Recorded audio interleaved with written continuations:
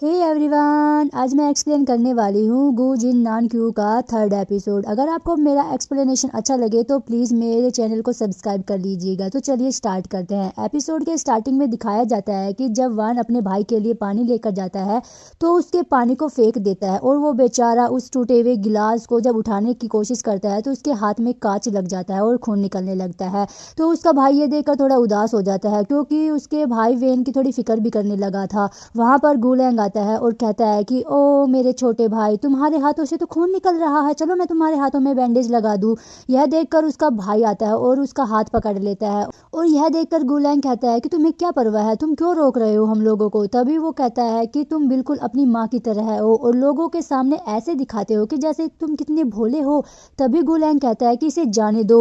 उसका भाई कहता है तुम नहीं जानते हो कि अगर तुम्हारे डैड को तुम्हारे प्रोजेक्ट के बारे में पता चल जाएगा तो तुम्हारा क्या होगा। यह सुनकर गुलैंग डर जाता है और कहता है कि ओ भाई मैं छोड़ता हूँ, और यह कहकर वो छोड़कर वहां से चला जाता है। और दूसरी तरफ वैन बैठा रहता है तो वो वहां पर जैसे ही आता है तो उसको उठकर जाने लगता है। तो उसका भाई कहता है कि बैठे रहो और उसका हाथ ले लेता है, उसका हाथ पकड़ के उसकी उंगलियों पर बैंडेज लगा देता है। बेचारा वैन को समझ ही नहीं आता कि इसका भाई सच में इतना अच्छा है या मेरे साथ ही ऐसा दिखावटी बन रहा है, इसका कौन सा मूड अभी ऑन है। वैसे उसका भाई सच में उसकी परवाह करता है। जैसे ही उसके बैंडेज लगा देता है और कहता है कि मैं इतनी परवाह क्यों कर रहा हूँ, अपने मन में सोचता है, क्योंकि वैन को भी समझ नहीं आता कि वो इसकी परवाह क्यों कर रहा है। वही दूसरी तरफ दिखाया जाता है कि किस तरह एक न्यू कैरेक्टर की एंट्री होती है हमारे जियान की। दिखाया जाता है कि किस तरह वो पार्किंग एरिया में रहता है जिसका नाम जियांग रहता है। वहां पर कुछ आदमी आते हैं जो गुलैंग के आदमी रहते हैं और बेचारे उसको पकड़ लेते हैं। जियांग कहता है कि कौन हो तुम, क्यों मुझे पकड़ रहे हो। तभी गुलैंग कहता है तुम्हें जानना है ना कि मैंने तुम्हें क्यों पकड़ा है। तो सुनो, तुम्हारे डैड ने हम लोगों से बहुत उधार लिया है पर तुम भी देखने में बुरे नहीं हो। तो वो कहता है कि मेरे डैड ने तुम लोगों से क्या लिया था। तभी गुलैंग कहता है तुम्हें समझ नहीं आ रहा कि मैं क्या कह रहा हूँ, तुम्हारे डैड हम लोगों से बहुत ज्यादा उधार लिया था और लेकर भाग चुके हैं, इसलिए हम लोगों ने तुम्हें पकड़ा है, क्योंकि तुम्हें पता है तुम्हारे डैड ने हम लोगों से कितना उधार लिया है। बट जियांग को इसके बारे में कुछ पता ही नहीं रहता। तो गुलैंग उसको धमकी देता है और कहता है शायद तुम मुझे लगता है कि इसके अलावा तुम मुझे कुछ मजे दे सकते हो और मुझे मजे ले लेने चाहिए, क्योंकि अगर बाप भाग गया है तो बेटे को यह सब चुकाना पड़ेगा। इसलिए मैं चाहता हूँ, तुम्हारे डैड तो भाग गए इसलिए तुम अपनी बॉडी से ये सब चुकाओ।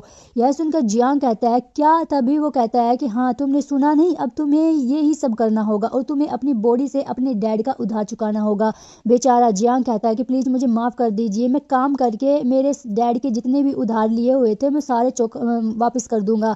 तो गुलैंग कहता है नहीं, तुम्हें यही करना होगा और हाँ तुम्हें मेरी बात माननी होगी। जियांग कहता है प्लीज मुझे जाने दीजिए। तो तभी गुलैंग कहता है तुम्हारे डैड तो चले गए हैं और तुम्हें अपने शरीर से ही यह सब कर्ज चुकाना होगा।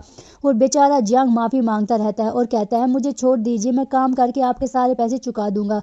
गुलैंग कहता है कि मुझे तुम्हारी पॉकेट मनी नहीं चाहिए, मुझे तो कुछ मजा चाहिए। तो वो कहता है कि उसके पास भी तो एक नया खिलौना है, मुझे मुझे भी एक नया खिलौना चाहिए और तुम मेरा नया खिलौना बनोगे। और जियांग को तो धक्का देकर चला जाता है और उसके आदमी जिसको पकड़ लेते हैं।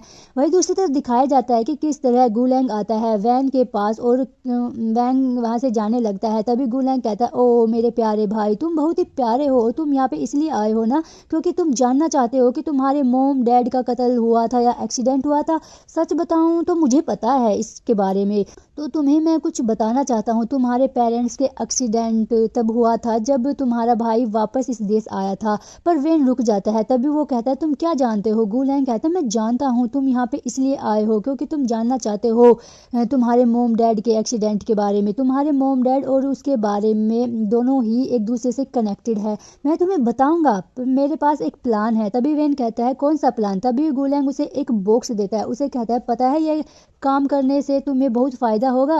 और पता है गु हुआईजाओ जो सोने से पहले एक रेड वाइन पीता है, तो मुझे लगता है कि तुम जान जाओगे तुम्हें क्या करना है। तभी वैन उस बॉक्स को लेकर चला जाता है।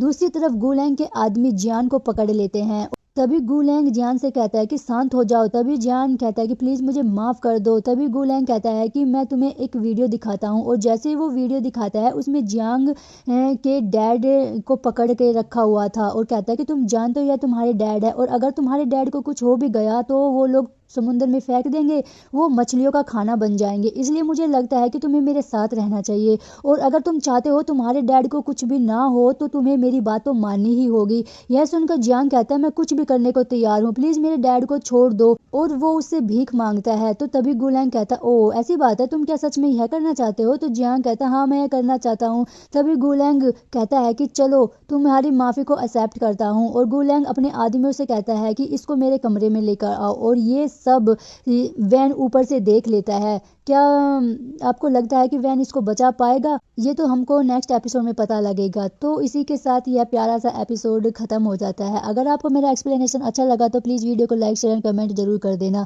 मैं आपसे एक रिक्वेस्ट करती हूँ कि प्लीज़ आप जल्दी जल्दी मत किया करो, क्योंकि अभी मेरे एग्ज़ाम भी चल रहे हैं तो मुझे तैयारी भी करनी पड़ती है, और मैं धीरे धीरे सारे ही सीरीज जो है वो सारी बना दूंगी। प्लीज़ आप जल्दी मत किया करो।